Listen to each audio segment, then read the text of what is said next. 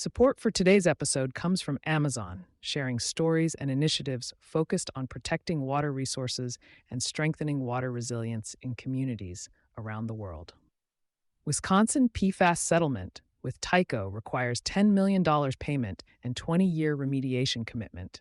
The agreement resolves a state enforcement referral tied to per and polyfluoroalkyl substance, PFAS, discharges at a fire technology facility in Marinette County, and establishes specific, measurable cleanup obligations rather than a lump sum penalty.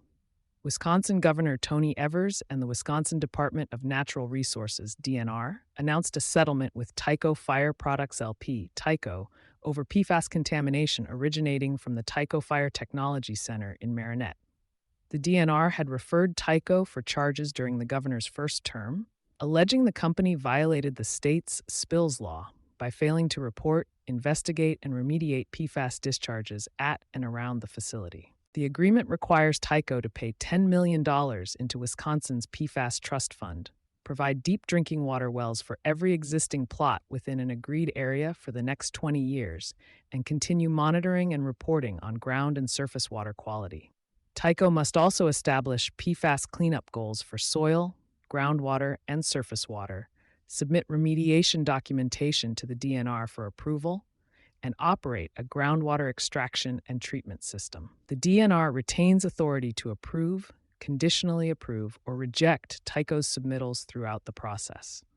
The settlement is one of the largest to result from a DNR enforcement referral in state history. It does not affect a separate, broader lawsuit filed in 2022 against Tyco, ChemGuard, 3M, DuPont, and other defendants for PFAS contamination across Wisconsin, which remains active. Wisconsin also reduced its enforceable drinking water standard for perfluorooctanoic acid, PFOA, and perfluorooctane sulfonate, PFOS, from 70 parts per trillion ppt to 4 ppt in March, aligning with federal limits.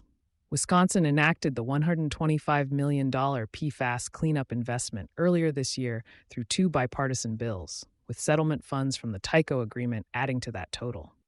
The Trump administration has moved to roll back some federal PFAS standards, making state-level enforcement actions, like this settlement, more consequential for facilities operating near contaminated sites. Sustainability Soundbites water coverage is sponsored by Amazon.